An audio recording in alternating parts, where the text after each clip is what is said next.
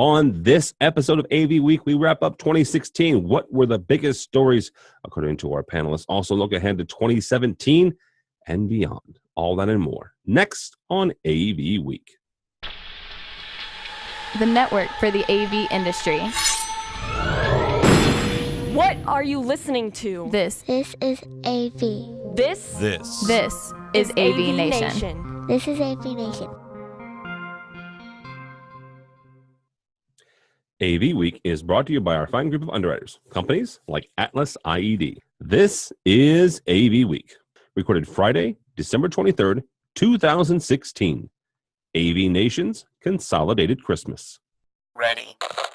AV Week.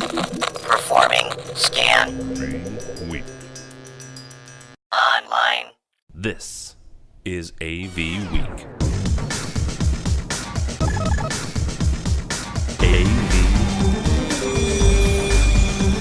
AV Week.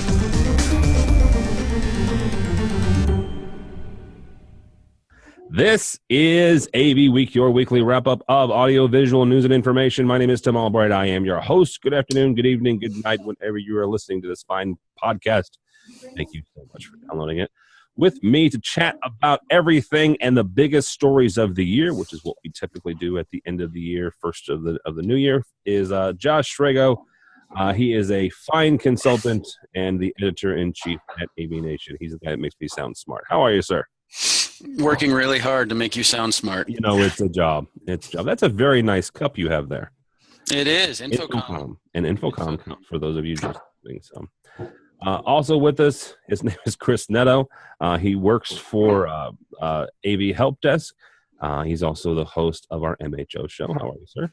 I'm doing well. How are you doing, my man? I am doing well. We're also going to have a couple other AVNation folks popping in and out from time to time, so we'll get their takes on what the biggest stories of the year. So that's kind of what we do. Around Christmas time, New Year's, Hanukkah time, we take a step back and say, okay, you know what? It's a great time for all of us to have New Year's resolutions. You know, mine is perpetually to lose weight and to grow facial hair. Those are my two. Neither of which is probably possible. I did both of those. And Harry did both of those. Harry Mead from Sonero is also with us. How are you, sir? Not bad. It was fun that as soon as you pressed record, the meeting dropped for me. Oh, you know, that's because I was on my cell phone in the middle of Carroll County, Maryland. But you know what? The fact that you're doing it from your cell phone, and I would like to point out, from safety reasons, Harry is parked. That you can do it from your cell phone, so that's kind of cool. So what we're doing is the best or the biggest stories of the year. So Mr. Strago, we're going to start with you for multiple reasons, but what were your big stories coming out of 2016? Big stories, network security, and the massive amount of attention it's finally getting that it hasn't gotten in the past, not just in AV, but in the public eye, specifically relating, you go back to the DDoS attack about 2 months ago now, and just the impact that's going to have on us moving forward. And then, of course, you can't ignore the year of mergers and acquisitions in the AV industry. That's what this year was. I can't tell you how many companies got bought anymore, because it seems like every other week there was a new one, or there was a new merger, or there was just something going on in the consolidation of the industry. And that's probably going to continue going on into 2017. But I'd say that those were the two biggest stories for me in terms of what really was happening.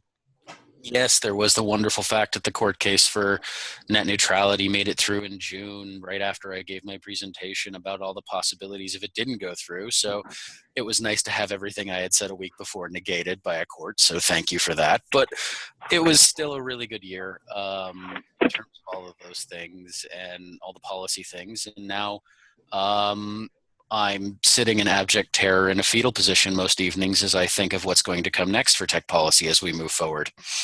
Speaking specifically because we have a new president-elect coming into the States. So, speaking specifically because of who our president-elect is appointing to oversee. I'm just explaining to those outside of the states and in North America that's kind of where you. And it's not just about President-elect Trump. You're right. It's about No. who's If for President-elect Trump to actually make some form of technology policy, he would have to understand more than his 10-year-old son does. And as he stated during the debates, he doesn't. Well, hang on for a second. And I'm not being an apologist. And if you'd like to know who I voted for, it's neither of the two main candidates. And you and I can have an email conversation about that. Isn't some of the presidential stuff, though, he doesn't have to know everything, right? I mean, as much as people love President Obama, some people love President Obama. He doesn't know everything about technology, but couldn't President-elect Trump surround himself with technical people? I mean, you're making my point for me. That was exactly what I said. It wasn't about him. It was about who he's appointing, which is what terrifies me. Okay, because he had a nice technology summit. He had freaking, not Zuckerberg, but Sheryl Sandberg from. You and I have different definitions of the word "nice." Okay, that may be. You mentioned mergers and acquisitions. What were your biggest one or two? Well, you'd have to go with Samsung buying Harman being the biggest. Okay. That just being a massive coup almost. And the fact that the commercial aspect of it and even the residential aspect wasn't anywhere mentioned in that deal. It was all about the automotive, which I think was a blow to a lot of people in the commercial industry because it was not expected that was going to be the case. I'd say the other ones that come to mind were the sheer amount of integrators. Diversified bought 3 different integration companies this year. AVISPL bought Anderson AV, merged with... AVISPL got bought themselves. Well, VCs trading companies isn't... A buy is a buy. I understand, but it's a different classification when it comes to Granted. Somebody who your owner is purchasing a company that offers a service versus purchasing a competitor that offers the same service is 2 kind of different worlds. Okay. So I would see Anderson, but again, it's just a reflection of the number of acquisitions that took place that were integrators buying other integrators was a big deal this year. And then on top of that, I mean, you can throw the waveguide acquisition in. Yep. Having a technology consulting firm purchased by a service-oriented group looking to expand where unification of services can come into play is the very model of everything this industry has been screaming at itself about for 3 years. Services, and now a service agency bought another service agency. They just offer different services, but their services are complementary depending on who you're asking. It doesn't matter what the services are anymore. It's just that you're selling services. Compass is looking at their client base going, they need AV. They need both programming expertise, which is part of what waveguide does, as well as AV expertise. Mm-hmm. Harry, from your standpoint, what were some of the biggest stories of the year? I've got to piggyback on the acquisitions and just the changing landscape of integration. The big definitely got bigger. I've had a little bit of a different way of seeing some things this year, going from a small mom and pop shop to a really decently mid-sized to upper-sized company. Just going back and just seeing how different the culture is between the everybody all the hats and then getting to where, okay, well, you're a little bit more specialized now and you're able to just sort of do your thing.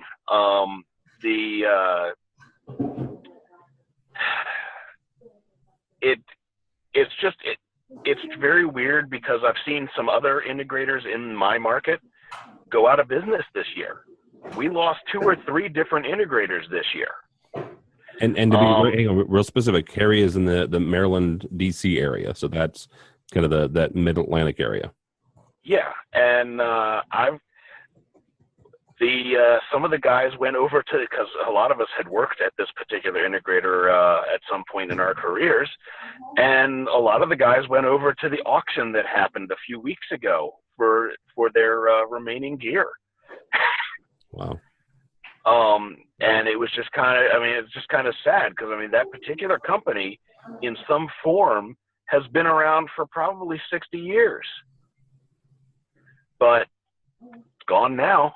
They couldn't keep up. What it was they couldn't keep up with the changing marketplace.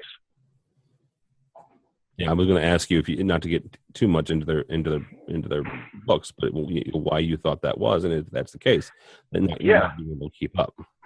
It's just that it's a different. There's a very different style of doing things between, and it doesn't seem like there's a lot of bridge between the two different styles. You've got one style which is very boutique and one-off and doing the cool little things, and not necessarily even little things, but the more solo project type deals, where you have like a big installation, like a big video wall in a lobby or something like that, or just one-off specialty installations, versus you've got where I am now at Sonero, we go after full enterprises and take full enterprises from top to bottom and do all the rooms. So you have everything from your little rooms all the way up to your huge rooms. So it's just and if you're not offering the services that go behind it, going back to the service thing, that's where they're going to go out of business. And I would expect even more to go out of business next year. Jeez. All right, Mr. Chris, what is your take on some of the biggest stories of the year? Well, it's hard to follow these two guys because they just pretty much took a big old broad stroke across everything. One of the obviously mergers, acquisitions. When you're talking about this, Snap AV bought a bunch of companies as well, and so did, Sharp disappeared. They went by way of Foxconn, and there's a lot of different things that can be said. The big stories, the big splashes, but bringing it, I guess, more to a personal level, because that's what we do best at AVNation, because we're still out in the field. Me personally, I got to hear the stories of the displaced workers this year. There's been a lot of people that have been moved around. Harry, is one, and there's been others. We're happy to say that, I would say 90% of those people have located new jobs because they are talented individuals and talented folks. But, hearing their stories of what the people are looking for, everybody's looking for, cheap, person. And, these are qualified individuals. This is not, 7-8 years ago when the market was tough and you were getting people with MBAs out and they were taking jobs for $30,000-$40,000 a year. The AV industry is still producing good numbers. Companies are actually doing very, very well.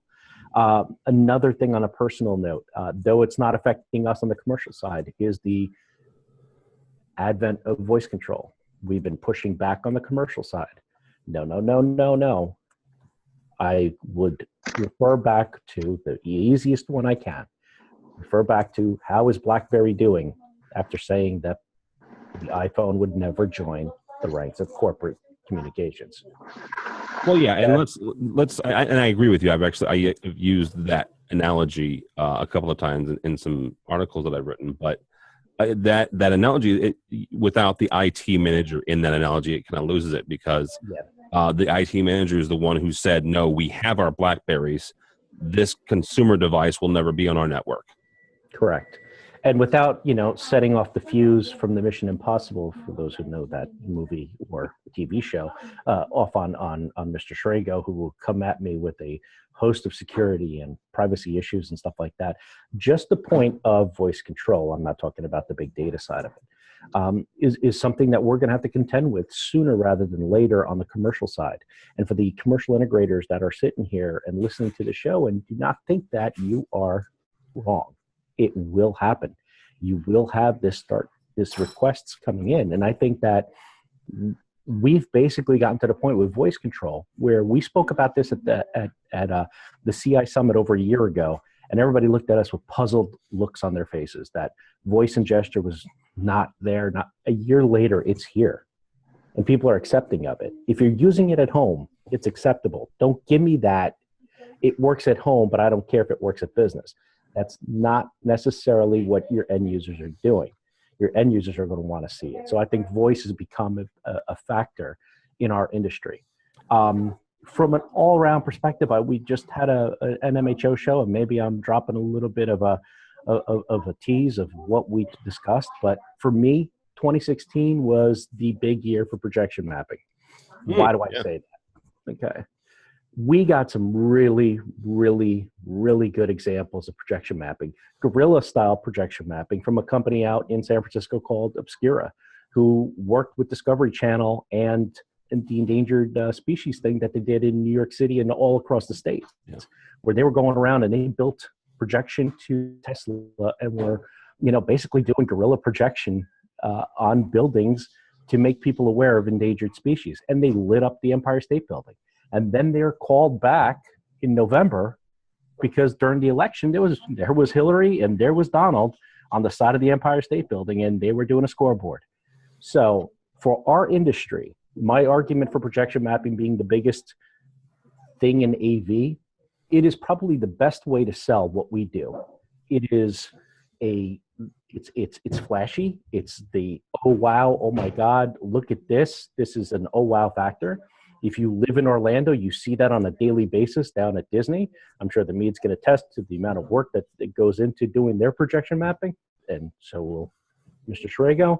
But specifically, that is a very good use of our creativity, our technology, and our know-how, and it's on display. And a company like, a trade association like Infocom should take note of something like this. Bring that to Orlando, light up the buildings. Make people in that area come by and take a look at what is going on inside the Trade Center is what we talked about at the MHO show. Yeah. So, and here's the other thing about real quickly about voice control and gestures, and we'll get to Don Mead, one of the hosts of our AV social show, is I was going back through our CDA coverage about a week or so ago, and we interviewed Rich Fregosa, interviewed a company called Fibaro, Fibro. They had gesture control picture frames. They had gesture control devices. They had small little buttons that you hit, and you could program it with macros that make them do things. All runs the backbone of Z-Wave, which can connect to a couple of different control systems, Control 4 being one of them. So we are that combined with the voice control, which I have talked about and written about ad nauseum, and you guys could probably talk, say how much I love it at this point. But those two things right there, they'll migrate into the corporate boardroom because the CEO and the CIO are going to have this there in their home. They'll walk in and say, well, why can't I do that here? I can do it in my home. And this is sometimes more important than my home. All right, Miss Dawn Mead from Net AV, also the host, as I mentioned, of our AV Social. How are you, ma'am? Very good, thank you. My apologies for being late. I was giving blood. So make sure if you're giving blood this holiday season, people appreciate it. Yeah, absolutely. Looking very festive with a Christmas tree behind her head. So what were the biggest stories, one or two stories for you this year? Oh, gosh. It's we said this last year, I think. It's kind of been a more of the same year, and yet it hasn't. There's been a lot of new things. So there hasn't been like any massive ground shaking thing I don't remember, other than all the acquisitions, and that obviously, is changing the face of us, but it's been more of the same. It's been more moving away from traditional box integration and stuff integration to the more systems and ecosystem based design for, those of us in the integration world. That has really picked up steam this year. And if after 2 years or 3 years of it, you haven't figured it out, integrators watching this, figure it out, because you're going to be out of business next year if you don't, because it's picking up that much steam. And the acquisitions are I think, the other big story, in that we're really seeing recognition of AV as an industry now from venture capitalists, from the IT world, from some big businesses that previously we were unheard of. We were just, I always say we've been an industry around for over 100 years. The association's been around over 75 years, and nobody knows who we are and what we do. They're figuring it out. They're buying our companies. They're buying our products all the time. And they're realizing how integral we are to the modern business world. So I think that is also going to continue apace as the next year comes in. And we're going to see a lot more of that. But those just off the top of my head are the two biggest. I mean, there's little stories that involve certain manufacturers, certain products, but looking at the macro view of the industry, I would say the evolution away from box sales and the recognition finally of AV as an industry are the two biggest for me this year. No. All right. I got one. Shoot. I got one quick rebuttal since I'm not in the same house. Oh, here you go. Just for clarification, Harry and Dawn are not brother and sister. Harry Mead and Dawn Mead are married. So the power couple of AV. And we'll be sharing a car later going to Pittsburgh that I will hear about this. I actually would disagree that commercial AV is getting its recognition. Just based off of how I think it's actually being commoditized and just rolled into other industries now. We talked about the acquisition of Harman for its auto stuff, not for anything that we deal with on a normal daily basis. Just as some of these other big companies are making their money by stamping out rooms, commoditizing rooms. Okay, commoditizing rooms and providing the service to keep them up, and to me, it's more of a commoditization of what is going on in the AV industry as opposed to getting recognition that we are something. It's like, oh yeah, you guys do something, and here, yeah, okay. But here's the thing there, Harry, and not that I have any desire to get into any kind of marital spat. You have the purchase of Samsung, and granted, the billions of dollars they spent. They even mentioned the fact that it was all their in-car entertainment systems, but the fact that Microsoft has entered into this industry, Cisco a number of years, and is getting more and more deeply into this industry. It's not. It may be commoditization, but it's commoditization because they see a problem or a pain that they think they can fix, and they can make money off of that fix. So. Well, I was going to say, and if I can also rebut Harry's point, I think he's kind of proving my point, my warning to other integrators.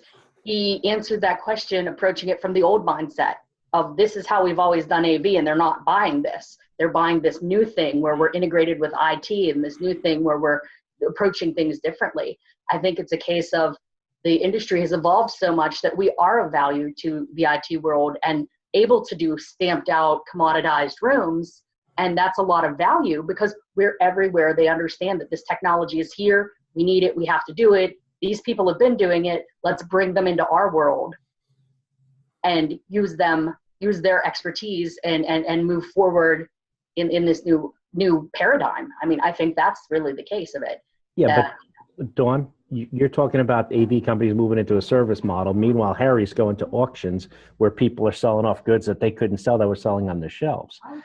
Are we that smart yet? Well, I think we're giving... Some of us are. Well, some of us are, but a lot of us aren't. There is some serious old schoolers still with that mindset that I am going to sell you this trinket and you're going to buy a bunch of it. And you know what? I got such a great deal. I'm going to put this on my shelf and I'm going to sell this all day. Meanwhile, digital media devices that you have bought in a year or in a year ago are next to obsolete today. So you want to still sell that box? Okay, people want to talk about 4K like it's the next thing. Go to conferences and talk about how great 4K is. 4K is gone, dude. We've discussed this. 4K is now, 8K is on the horizon, and 16K is just over that horizon. You know what I'm saying?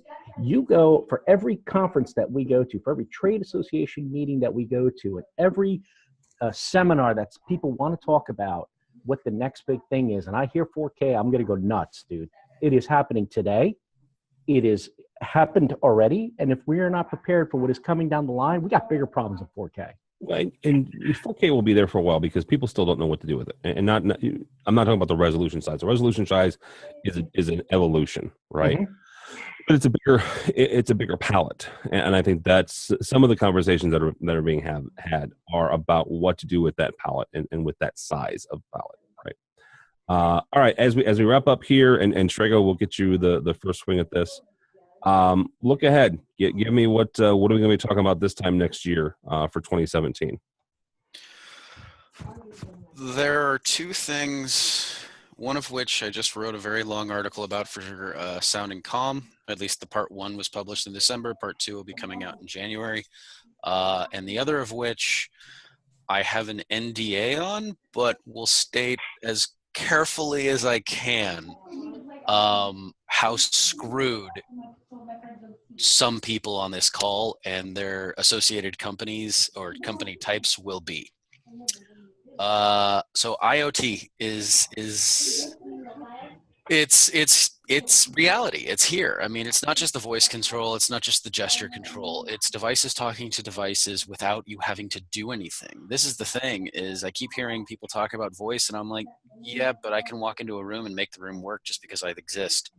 I don't have to do anything. I don't have to say anything. I don't have to wave my hand. I don't have to pull out the semaphore flags. Thank you, George Tucker. I will give you that love. I will just walk into a room. The room will turn on. It will log me in. It will log me into my meeting, and it's doing this already. We're in our infancy of it, but voice control is already, yes, it's cute and fun, but it also doesn't work reliably. Whereas it does not work reliably. It doesn't matter if it's yet. The statement holds true. You're talking to an industry that lives off of good enough, dude. Come on. Well, again, and this is where I go back to, if I can eliminate a user interface that I don't need it anymore. What purpose does it serve?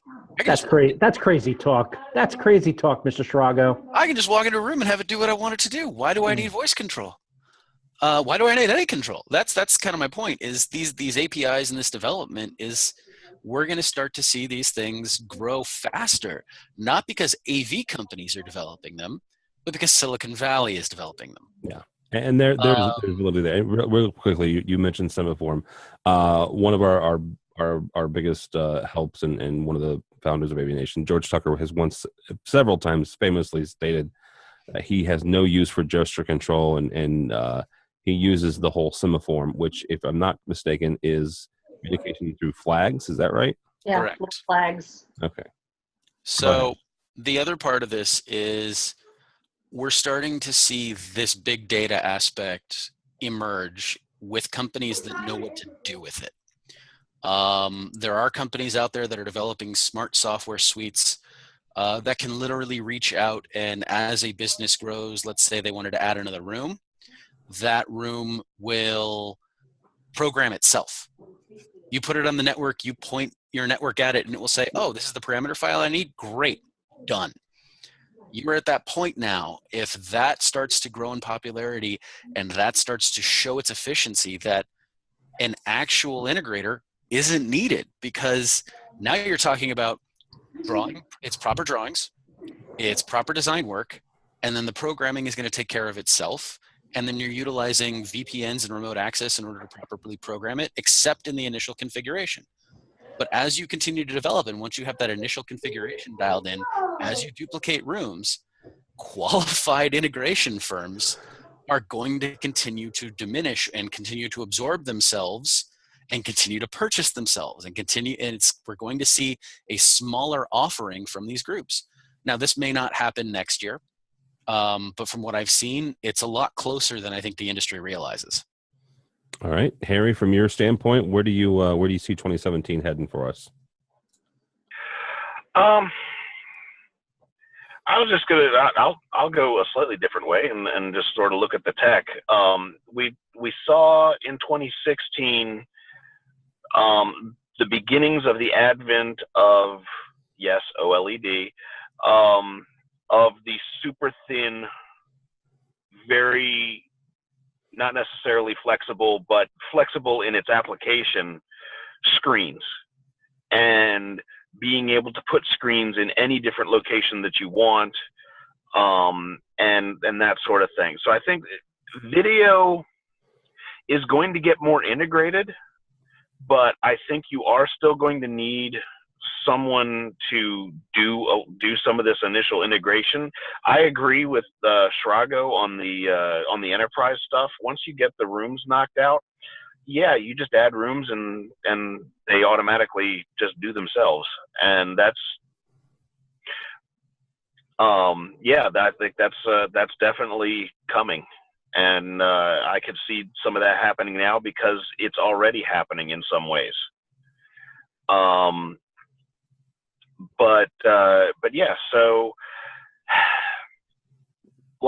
again, more network-based stuff. I mean, we saw a lot of network-based microphones starting to happen this year. It's going to get to the point where we're just going to put in a big switch, a big network switch, and just plug everything in and point it all at each other. Yeah, and I think it's one of the things that I wrote about this year about a network layer control system, where the control box themselves, that one massive box that we point everything to, is most likely going to go away. There's a good chance for that. So, Mr. Netto, what do you say about 2017? 2017, let's go technology. I think that we are coming to a point where at some point we are going to lose ceiling microphones.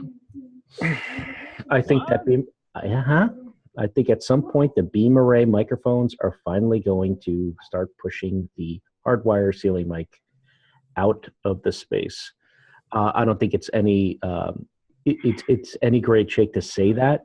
More and more companies are starting to develop the beam array or beam forming microphones.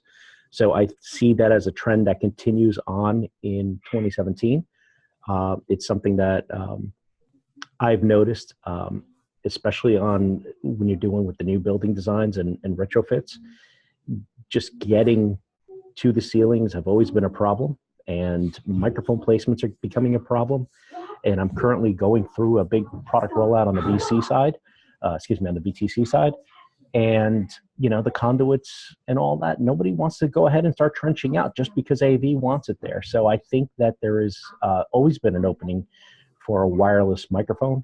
But I think the beam forming ones are the only ones that actually blanket an entire room and probably do a better job than some of the other stuff. So it may be a little early for me to say the death of the ceiling mic, but we're getting there. I think that technology is finally starting to catch up even to our old friends on the audio side. So that's my bold prediction for 2017. The other thing I think sad trend that will continue is that you are going to still see mergers and acquisitions, but this time it's going to be bloodbaths, where people are going to be acquired and people are going to get let go that don't offer the skill set anymore that the companies are looking for. I am not just necessarily talking about you have to be IT only, but I think the whole mindset change or shift in business is finally going to hit the AV side, where you can't be one-trick ponies anymore. So, yeah. All right, Ms. Dawn, you'll have the last word here on predictions for 2017. Well, I'm going to go ahead and agree with two of my panelists here. Well, I actually agree with all three of them, but two in particular. To Harry's point, of course, 2017 is going to be the year that OLED finally makes its big breakthrough, because if you look over my shoulder here, Harry and I this year finally replaced our awesome Pioneer PDP 503 CMX plasma that has served us faithfully for over a decade, but didn't have an HDMI port to be had, with an LED.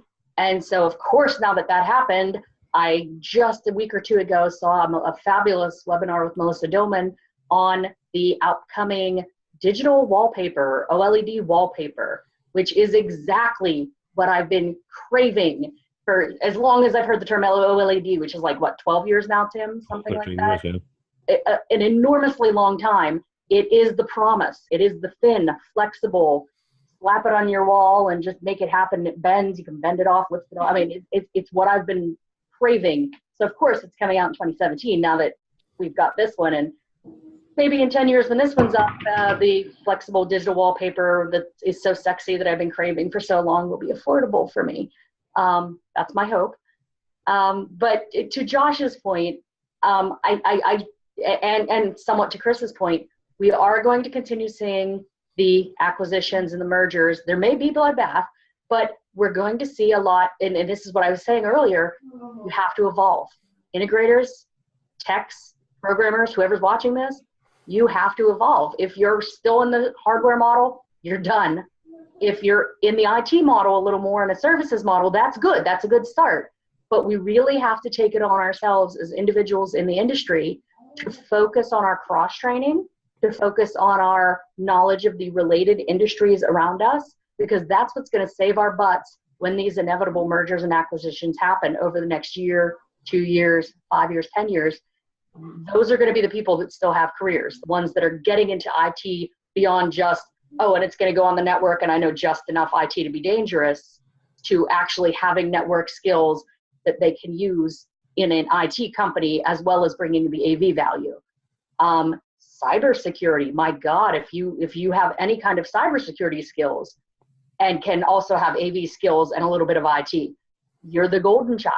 That's where you want to be. It's what we used to, 10 years ago, we were looking for people to join the integration company that had the technical skills and new programming. And those were the ones we really wanted, and some design background. Now, if you have the cyber and the IT and some AV background, you're going to be the ones to survive the inevitable bloodbath that's coming. I think we have to think about cross-training. We have to look at new opportunities, new associations maybe that have certifications to bring those skills to the table so that we do have a career in the future. And it's going to continue in 2017. That's my prediction. Here in the DC area, we've had just in the past year, 2 or 3 big players in my career in the past, 15 years, 15 to 20 years. The ones that were the big names in this region for a long time, completely out of business, one of which Harry used to work for. That's going to keep happening. They're not evolving, they're going to die. They are evolving, or the people within them are evolving, they're going to have careers.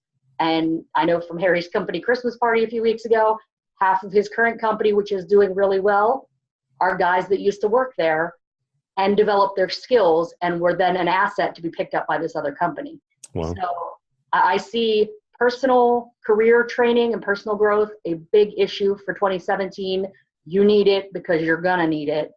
And I see more of the buying and acquisition and evolving of who we are and what we do continuing apace. All right, very good. You guys all use my biggest stories of the year, so I won't say that. But my only prediction is, and this is somewhat tongue-in-cheek, it wasn't a couple of years ago, but I said that Cisco was going to buy a control company. And I will step away from that slightly. Cisco announced this year that they were going to they were releasing a AVB TSN Avenue Alliance switch. Part of AVB is you can do control. So Cisco's getting into control. They've been getting into control. It's something that they're developing. So they don't need to buy one. They've got all the components ready.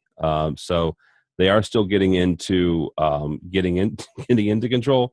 But buying a control company probably won't be happening for them anytime soon, simply because they don't need it. So, all right, guys, that's all we've got. Mr. Netto, thank you, sir. Thank you, Tim. How do people find you?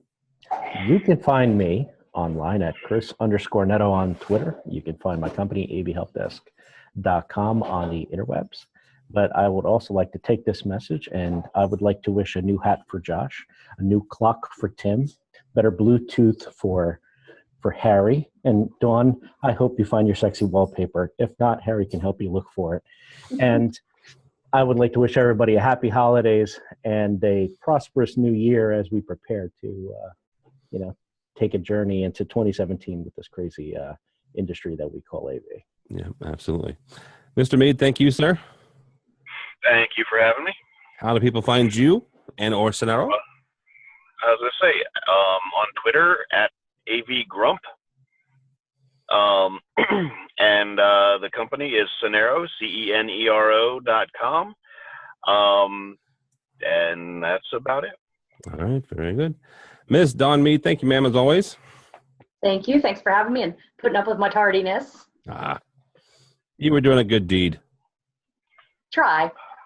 You can find me online, obviously Twitter and most social media at AVDawn, like my name. I'm also, have been working the past couple of weeks on dusting the cobwebs off of avdawn.com. If you want to see some of the blogs I've published at AVNation and elsewhere on my personal blog, let me know if it doesn't work, but it should be redesigned soon. And if you want to find me corporately, NetAV is the company, net-av.com. Right. And as Chris said, happy holidays, everybody. Absolutely. Also, Mr. Chris Shrago, thank you, sir. Chris Shrago?